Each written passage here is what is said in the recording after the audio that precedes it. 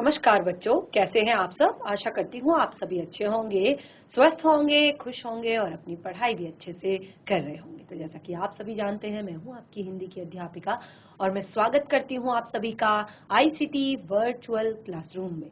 और आज हम यहाँ पर एकत्रित हुए हैं पढ़ने के लिए क्लास 10th की हिंदी। क्लास 10th की हिंदी में हम पढ़ रहे थे लास्ट सेशन में क्रिया।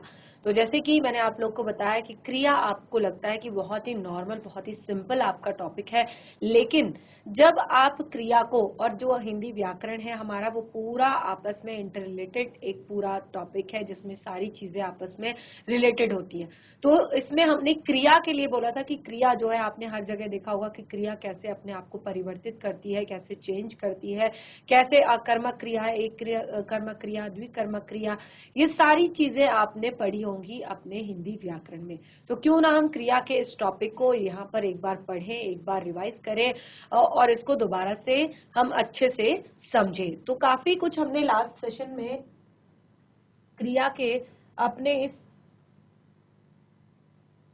टॉपिक में पढ़ लिया था। सबसे पहले हमने यहाँ पर क्रिया क्या होती है, तो सभी को पता है किसी काम के करने या होने को क्रिया कहते हैं। किसी काम के करने या होने को क्रिया कहा जाता है। तो उसके बाद हमने यहाँ पर क्रिया के बारे में बताया था, जैसे मोर नाच रहा है, लड़का पत्र लिखता है, सूरज निकलता है, नेहा ने चावल बनाए, राजेंद्र ने डांटा।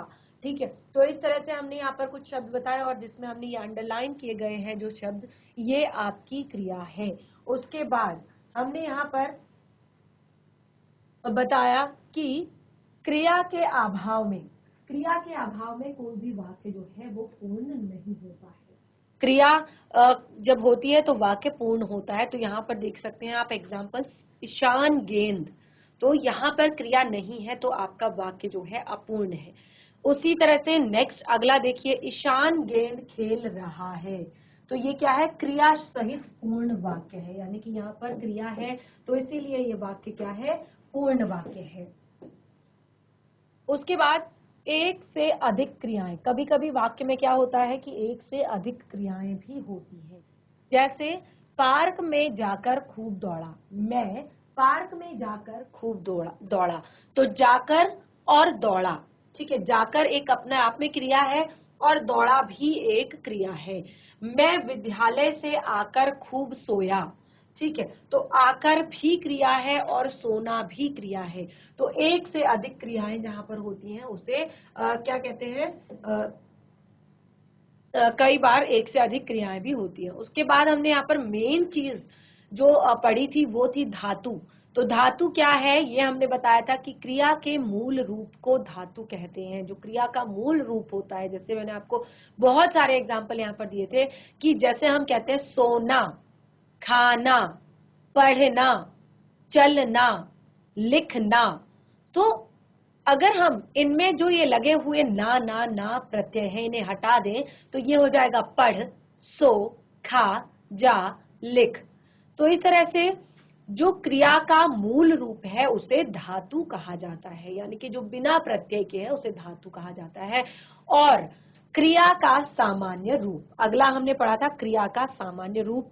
तो धातु में ना प्रत्यय जोड़ने पर जो भी धातु है, जैसे आप देख सकते हैं यहाँ पर हमने लिखा है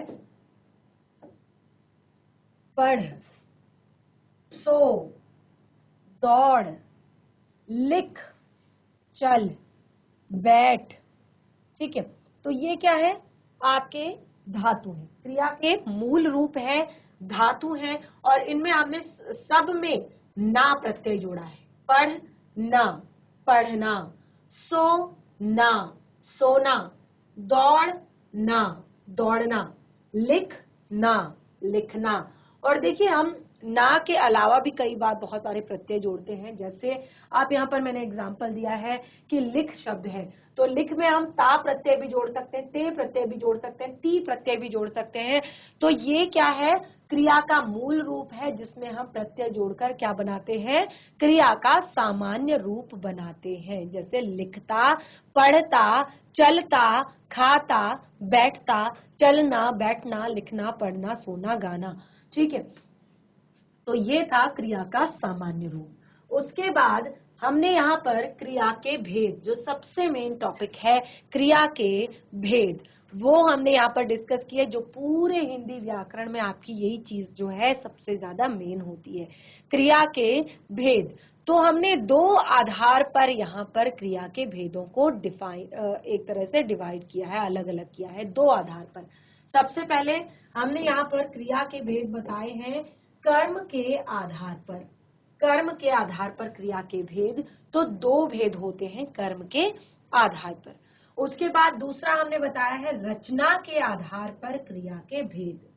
तो हम सबसे पहले डिस्कस कर रहे हैं अपना पहला टॉपिक, यानी कि कर्म के आधार पर क्रिया के भेद। तो देखिए काफी कुछ चीजें हम अपने लास्ट सेशन में इसमें पढ़ चुके थे। अगर आपने नोट डाउन किया होगा अपनी कॉपी में तो उसको एक बार पढ़ेंगे, रिवाइज करेंगे। पहला हमने कहा था कर्म के आधार पर क्रिया के जो भेद होते हैं वो दो भेद होते हैं, अकर्मक क्रियाएं, सकर्मक क्रियाएं। अकर्मक क्रियाएं और सकर्मक क्रियाएं। तो जो अकर्मक क्रियाएं होती है, नाम से ही पता चल रहा है, नाम से ही पता चल रहा है, कुछ भी ऐसा अलग से रटने की जरूरत नहीं है। अकर्मक, अ का अर्थ होता है बिना, कर्मक का अर्थ होता है कर्म की। तो बिना कर्म के, यानी कि जहां पर कर्म नहीं होता उसे अकर्मक क्रिया कहते हैं, और सकर्मक क्रिया जहां पर कर्म होता है उसे सकर्मक क्रिया कहते हैं। स का अर्थ होता है साथ। तो सबसे पहले हमने अकर्मक क्रिया को यहाँ पर डिफाइन किया। जिन क्रियाओं के कर्म नहीं होते हैं, जिन क्रियाओं के कर्म नहीं होते हैं तथा क्रिया का फल कर्ता पर पड़ता है। जब कर्म नहीं होगा तो क्रिया का फल किस पर पड़ेगा? सीधे सीधे कर्ता पर पड़ेगा, तो उसे अकर्मक क्रिया कहते हैं। एग्जाम्पल, नेहा सो रही है। नेहा सो रही है, जो भी क्रिया हो रही है उसका फल सीधे सीधे कर्ता यानी कि नेहा पर पड़ रहा है। इसी तरह से अगला हमने यहाँ पर एग्जाम्पल दिया था, पिताजी जा रहे हैं, चिड़िया उड़ रही है, मोहन हंस रहा है। ये सब क्या है? अकर्मक क्रियाएं हैं। ये सब क्या है? अकर्मक क्रियाएं हैं, और इनका असर जो है क्या हो रहा है, किस पर पड़ रहा है? कर्ता पर पड़ रहा है। जैसे कि हमने यहाँ पर लिखा, पिताजी जा रहे हैं, ठीक है, आदर सूचक। यहाँ पर बहुवचन नहीं है, लेकिन ये जो आपका शब्द लगा हुआ है रहे हैं, ये आदर सूचक बहुवचन यहाँ पर लगा हुआ है। आप सोचेंगे कि पिताजी जा रहा है, पिताजी एक वचन है, लेकिन ऐसे नहीं लिखा जाता है। यहाँ पर आदर सूचक बहुवचन का प्रयोग किया जाता है, जैसे पिताजी जा रहे हैं। बहुत सारे पिताजी नहीं है, एक पिताजी है, लेकिन जो आपका क्रिया शब्द है वो आदर सूचक बहुवचन है। अगला, चिड़िया उड़ रही है, मोहन हंस रहा है, ठीक है। तो अब ये तो हमने बता दिया कि ये अकर्मक क्रिया है, लेकिन आप पहचानेंगे कैसे? क्योंकि एग्जाम में या जब भी आपको क्वेश्चन पेपर सॉल्व करना होता है तो उसमें तो आपको केवल आंसर लिखना होता है, ऐसे एक्सप्लेन तो नहीं किया जाता है। तो यहाँ पे आप आसानी से बता पा रहे हैं कि ये अकर्मक क्रिया है, ये सकर्मक क्रिया है। लेकिन एग्जाम के टाइम में बहुत ज्यादा कंफ्यूजन होता है, उसके लिए हमने यहाँ पर अकर्मक क्रिया की पहचान कैसे की जाए ये भी बताया था। तो क्रिया के साथ क्या लगाकर जो भी क्रिया है, जा रहे हैं, उड़ रही है, हंस रहा है, मैं, क्रिया जो आपकी क्रिया है, इसके साथ क्या लगाकर प्रश्न करने पर, जब क्या लगाकर प्रश्न किया जाता है और उत्तर नहीं मिलता, क्या लगाकर प्रश्न किया जाता है और उत्तर नहीं मिलता, तो ये आपकी अकर्मक क्रिया है, यही इसकी पहचान है। एग्जाम्पल के तौर पर आपको यहाँ पर बताया है, बच्चा रोता है, क्या रोता है, ठीक है, बच्चा रोता है, क्या रोता है, कोई उत्तर नहीं। अगला है, अगला आपका बच्चा सोता है, तो उसमें हमने प्रश्न किया क्या सोता है, कोई उत्तर नहीं। तो यहाँ पर रोना और सोना दोनों ही अकर्मक क्रियाएं हैं, ठीक है। तो इस तरह से आपका अकर्मक क्रिया का जो ये टॉपिक है, ये लास्ट सेशन में हमने क्लियर कर दिया था। जिन बच्चों ने नहीं पढ़ा था उन्हें अभी रिवाइज हो चुका है, और बहुत धीरे धीरे सारी प्रोसेस की है। तो अगर आपने नोट डाउन करना चाहा होगा कुछ जो आपका छूट गया होगा तो वो भी आपका हो गया होगा। बिल्कुल अब जहां पर छोड़ा है उसके ठीक नेक्स्ट पेज से स्टार्ट करेंगे और दूसरी आपकी हेडिंग डालेंगे सकर्मक क्रिया। ठीक है, दूसरा आपका हेडिंग डालेंगे यहाँ पर सकर्मक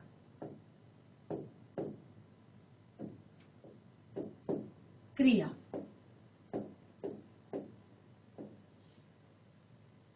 सकर्मक क्रिया। तो देखिए आप पहले वाले के लिए मैंने आपको कहा कि अकर्मक, यानी कि जहां पर अ का अर्थ है बिना, कर्मक का अर्थ है कर्म के, तो ये है आपका सकर्मक क्रिया। सकर्मक, स का अर्थ होता है साथ, कर्मक का अर्थ होता है कर्म के। ठीक है, स का अर्थ होता है साथ, कर्मक का अर्थ होता है कर्म के। तो जहां पर क्रिया उपस्थित होती है कर्मक यानी कि कर्म के साथ, सकर्मक का अर्थ कर्म के साथ। ठीक है, तो ये आपको क्लियर हो गया। अब देखिए जिन क्रियाओं में कर्म की अपेक्षा रहती है, जिन क्रियाओं में कर्म की अपेक्षा रहती है, लिख लेते हैं जिन क्रियाओं में कर्म, देखिए आपने वहां पर लिखा था कि जिनमें कर्म उपस्थित नहीं होता है, तो यहाँ पर आप बिल्कुल जस्ट अपोजिट भी लिख सकते हैं कि जिन क्रियाओं में कर्म उपस्थित होता है। ठीक है, या आप लिख सकते हैं जिन क्रियाओं में कर्म की अपेक्षा होती है उसे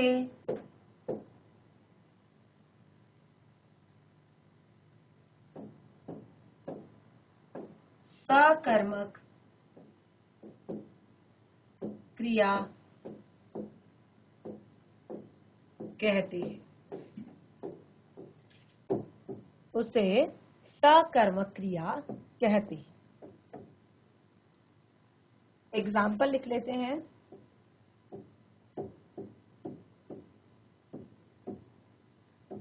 आयुष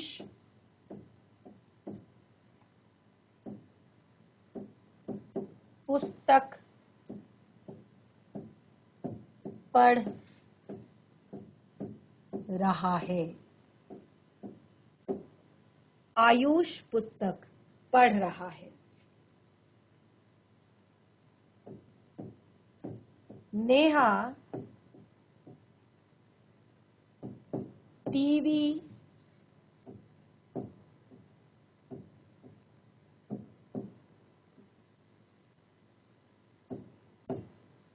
देख रही है। आयुष पुस्तक पढ़ रहा है, नेहा टीवी देख रही है। ठीक है, तो ये एग्जाम्पल हमने कहा सकर्मक क्रिया के एग्जाम्पल हैं। कैसे है ये सकर्मक क्रिया के एग्जाम्पल? देखिए इससे पहले जो हमने यहाँ पर लिखा था शब्द, क्या लिखा था? आयुष पढ़ रहा है। आयुष पढ़ रहा है, लेकिन यहाँ पर हमने क्या यूज किया है? आयुष पुस्तक पढ़ रहा है। नेहा टीवी देख रही है। ठीक है, इस तरह से और भी एग्जाम्पल्स इसके एक दो लिखते हैं, फिर इसको एक्सप्लेन करेंगे। प्रणव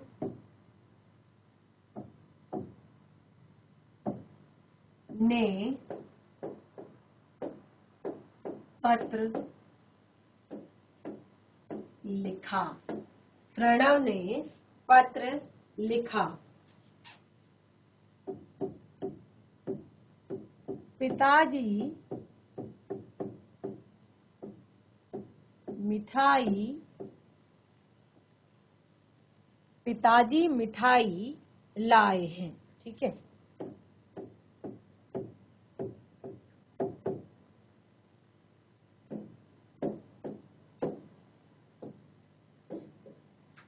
नेहा ने पत्र लिखा, पिताजी मिठाई लाए हैं।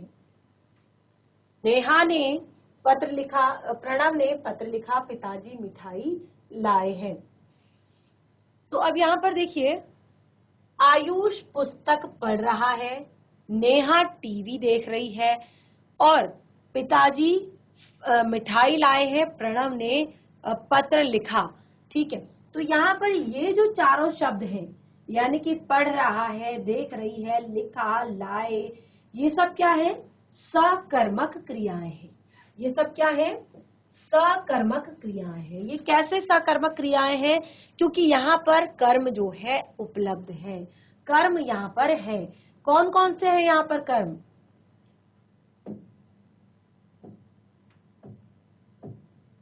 क्या क्या है यहाँ पे कर्म? कौन बताएगा? यहाँ पे कर्म है पुस्तक, टीवी,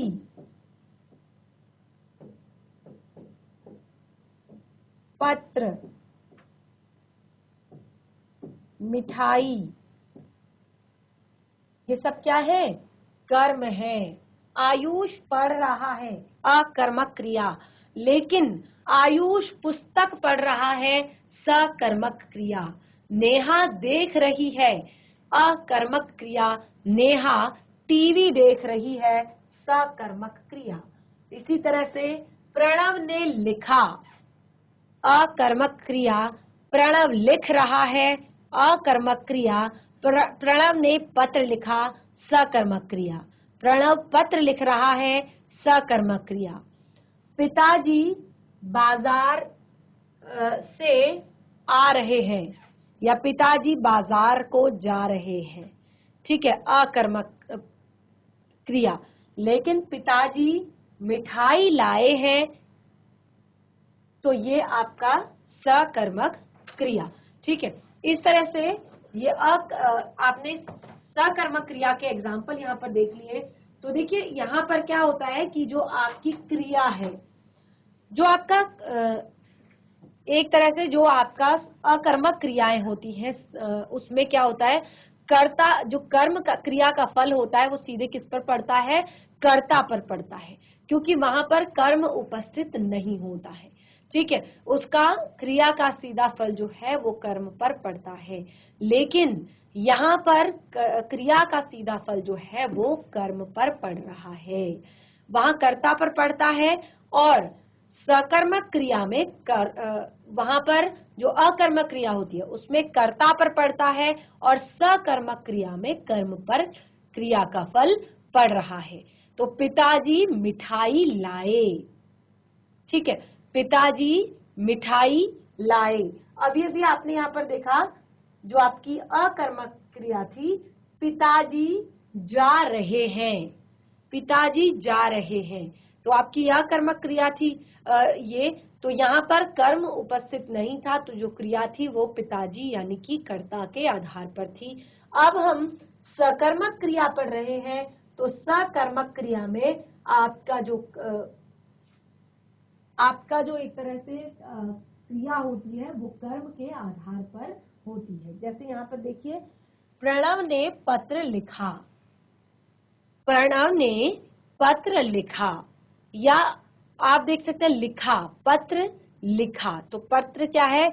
एक वचन है और आपका एक तरह से पुल्लिंग में आता है, पत्र लिखा। तो बिल्कुल जो क्रिया आप देख रहे हैं वो भी एक वचन और पुल्लिंग में ही है। ठीक है, इसी तरह से पिताजी मिठाई लाए। ठीक है, तो ये सारी चीजें आपको यहाँ पर बताती हैं आपकी सकर्मक क्रिया के बारे में। तो देखिए, सकर्मक क्रिया की पहचान कैसे करेंगे? सकर्मक क्रिया की पहचान, सकर्मक क्रिया की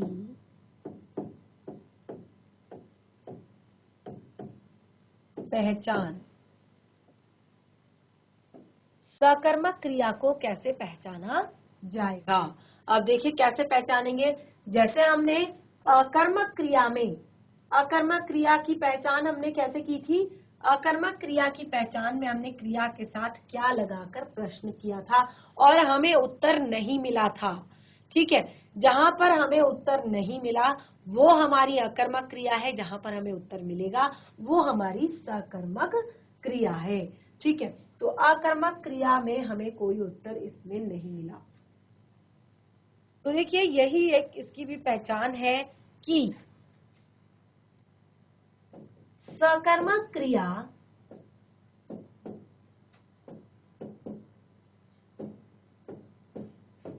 की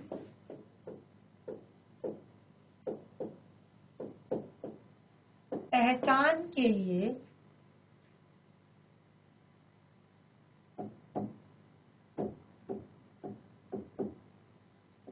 क्रिया के साथ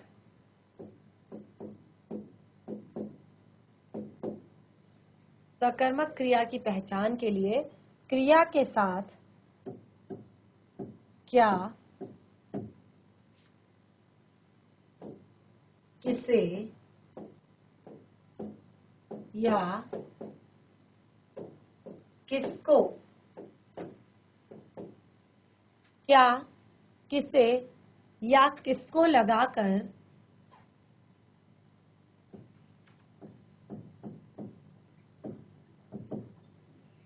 क्या, किसे और किसको लगाकर प्रश्न करने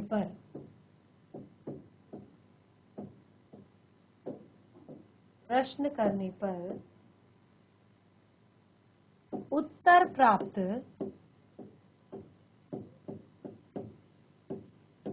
हो जाता है।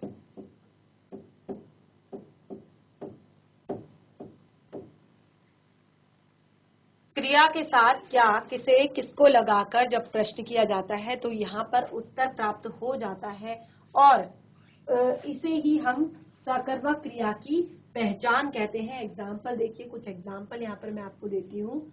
एग्जाम्पल के लिए पहला प्रश्न है, आयुष क्या पढ़ रहा है? आयुष क्या पढ़ रहा है? उत्तर मिलेगा आयुष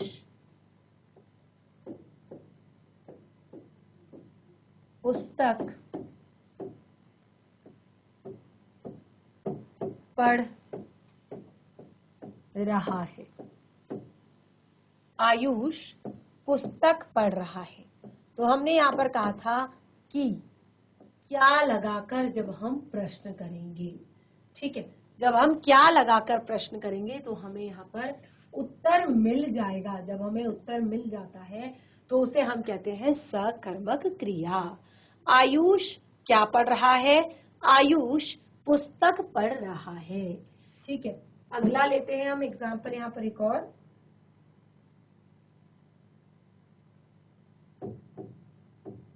प्रश्न, प्रणव ने क्या लिखा? प्रणव ने क्या लिखा? उत्तर, प्रणव ने पत्र लिखा। प्रणव ने क्या लिखा? प्रणव ने पत्र लिखा।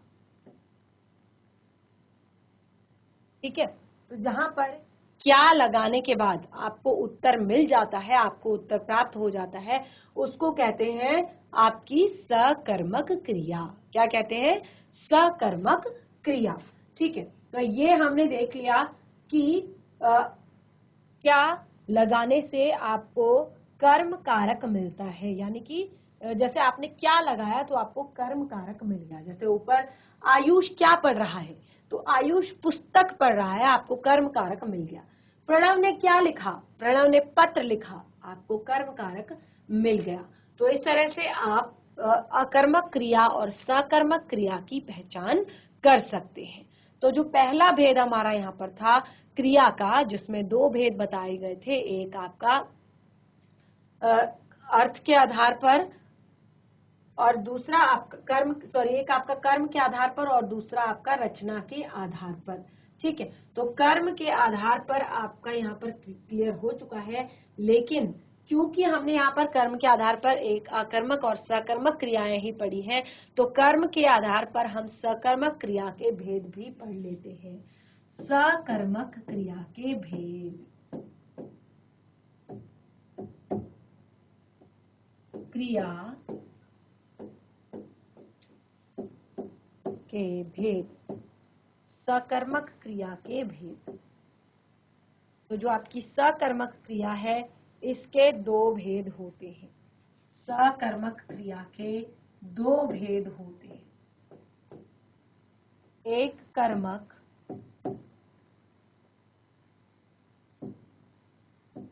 क्रिया, एक कर्मक क्रिया,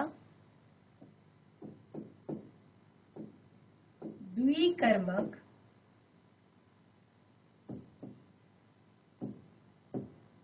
क्रिया। सकर्मक क्रिया के भेदों में पहला जो आपका आता है वो है एक कर्मक क्रिया और दूसरा है द्विकर्मक क्रिया। देखिए है सकर्मक, सकर्मक क्रिया के भेद ही इसीलिए बताए गए हैं क्योंकि यह है सकर्मक क्रिया, यानी कि यहाँ पर कर्म की उपलब्धता है, कर्म यहाँ पर उपलब्ध है। तो इसी को जो सकर्मक क्रिया है, इसीलिए हमने इसको आगे भी दो भागों में बांटा है, जिसमें पहला आता है आपका एक कर्मक क्रिया। बहुत ही सरल है, बहुत ही आसान है, कंफ्यूज मत होइएगा। एक कर्मक क्रिया और अगला है द्विकर्मक क्रिया। तो सबसे पहले हम एक कर्मक क्रिया क्या होती है वो देख लेते हैं। एक कर्मक क्रिया, बहुत ही सरल शब्दों में इसकी परिभाषा हम लिखेंगे। इसकी परिभाषा क्या होती है वो हम देखेंगे बहुत ही सरल भाषा में। देखिए सकर्मक क्रियाओं में जब कभी कभी एक कर्म रहता है और कभी कभी दो कर्म रहते हैं, उसी के आधार पर इनको बांटा है। यानी कि सकर्मक है क्योंकि वहां पर कर्म उपलब्ध है, लेकिन कभी कभी आपका एक कर्म होता है, कभी कभी आपके दो कर्म होते हैं। लेकिन जब आपका केवल एक कर्म होता है तो उसे एक कर्मक क्रिया कहते हैं। ठीक है, पहले एक कर्मक क्रिया के एग्जाम्पल हम यहाँ पर देख लेते हैं। जिन क्रियाओं के साथ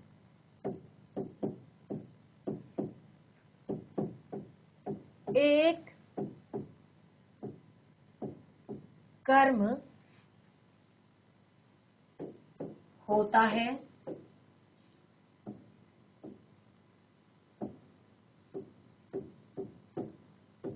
जिन क्रियाओं के साथ एक कर्म होता है तो उसे एक कर्मक क्रिया कहते हैं।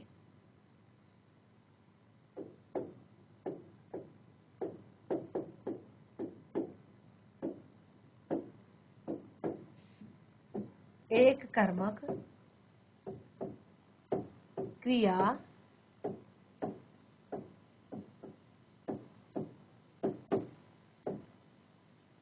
जिन क्रियाओं के साथ एक कर्म होता है उन्हें एक कर्मक क्रिया कहते हैं। ठीक है, यहाँ पर आपका केवल एक ही कर्म होता है। एग्जाम्पल ले लेते हैं यहाँ पर कुछ।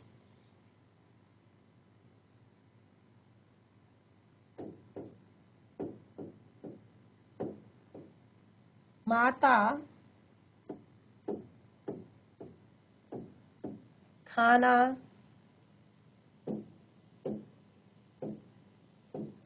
खिलाती है। माता खाना खिलाती है। माली पानी देता है।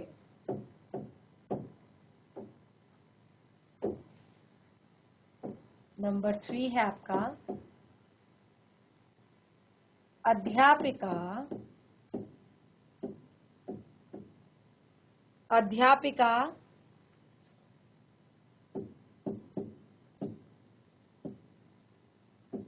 पुस्तक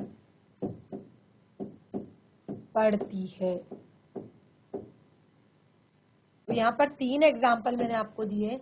सबसे पहले माता खाना खिलाती है, ठीक है। कर्म की बात की है कि जहां पर क्या होता है, केवल एक कर्म होता है, जहां पर केवल एक कर्म होता है उसे एक कर्मक कहते हैं। जैसे माता खाना खिलाती है, माली पानी देता है, माली पानी देता है, अध्यापिका पुस्तक पढ़ाती है, अध्यापिका पुस्तक पढ़ाती है। ये 3 आपकी एक कर्मक क्रियाएं है। तो देख सकते हैं आप, केवल एक एक क्रिया हमने यहाँ पर ली है। यहाँ पर एक कर्म केवल हमने लिया है, खाना, पानी और पुस्तक, ठीक है। तो इस तरह से इसे हमने कहा एक कर्मक क्रिया। अब हम दूसरा पॉइंट देख लेते हैं इसका, द्विकर्मक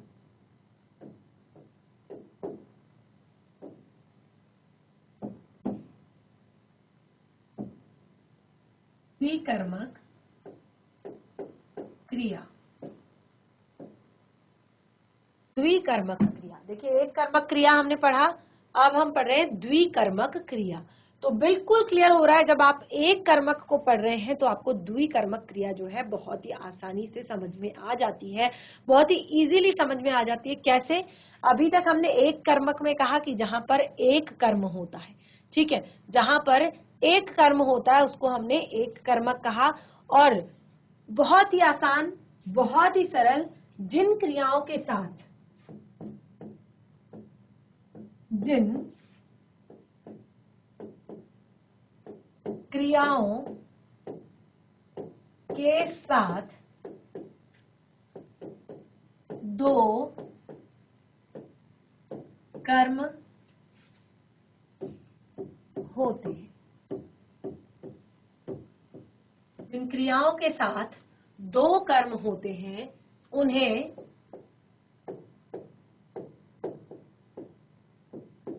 द्विकर्मक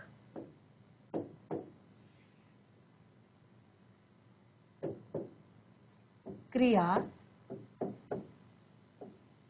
कहते हैं। उन्हें क्या कहते हैं? द्विकर्मक क्रिया कहते हैं। जिन क्रियाओं के साथ दो कर्म होते हैं उन्हें द्विकर्मक क्रियाएं कहते हैं। देखिए, जैसे हमने अभी यहाँ पर क्या लिखा था, माता खाना खिलाती है, माली पानी देता है, अध्यापिका पुस्तक पढ़ाती है, ठीक है। 3 एग्जाम्पल हमने यहाँ पर दिए थे। अब आप इन्हें देखिए, अभी तक हमने इन्हें एक एक कर्म के साथ लिखा था, अब हम यहाँ पर इन्हें दो कर्मों के साथ लिखेंगे। यानी कि जिन, हमने कहा कि जिन क्रियाओं के साथ दो कर्म होते हैं उन्हें द्विकर्मक क्रिया कहा जाता है, ठीक है। एग्जाम्पल के तौर पर देखिए, माता बच्चे को, माता बच्चे को खाना खिलाती है, ठीक है। अगला हमने क्या लिखा था? अगला हमने क्या लिखा था? दूसरा, माली पानी देता है, माली पानी देता है, माली पौधों को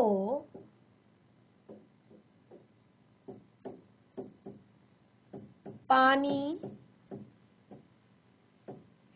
देता है, माली पौधों को पानी देता है। अब तीसरा हमने लिखा था अध्यापिका, अध्यापिका पढ़ाती है। तो हमने यहाँ पर क्या लिखा, क्या लिखेंगे? क्योंकि द्विकर्मक है अध्यापिका विद्यार्थियों, देखिए विद्यार्थियों भी लिख सकते हैं, छात्रों भी लिख सकते हैं, विद्यार्थियों को पुस्तक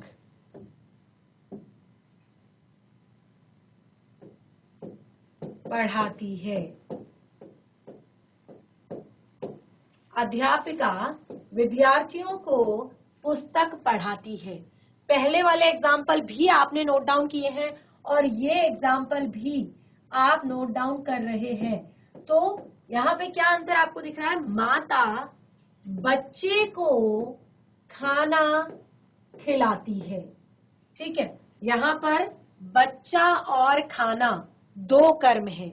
ठीक है, माली पौधों को पानी देता है, पौधा और पानी दो कर्म है। अध्यापिका विद्यार्थियों को पुस्तक पढ़ाती है। ठीक है, यहाँ पे दो कर्म है। तो अभी तक आपने देखा कि हमने अपनी जो अकर्मक क्रिया और सकर्मक क्रिया यानी कि कर्म के आधार पर क्रिया के भेद हमने क्लियर कर लिए हैं। इसमें हमने सबसे मेन पॉइंट यहाँ पर यानी कि एक कर्मक और द्विकर्मक जो क्रियाएं हैं वो भी पढ़ ली है। आपने देखा बहुत ही ज्यादा आसान थी ये क्रियाएं, यानी कि जहां पर कर्म के क्रिया के साथ केवल एक कर्म होता है उसे एक कर्मक क्रियाएं कहते हैं, जहां पर क्रिया के साथ दो कर्म होते हैं उन्हें द्विकर्मक क्रियाएं कहते हैं। तो इस तरह से आज हमने जो कुछ भी पढ़ा है इसको घर पर एक बार जरूर रिवाइज कर लें और नेक्स्ट सेशन में हम अपने इस टॉपिक को कंटिन्यू करेंगे। तो इस तरह से आज का सेशन हमारा यहीं पे समाप्त होता है। तब तक के लिए धन्यवाद। आपका दिन शुभ हो।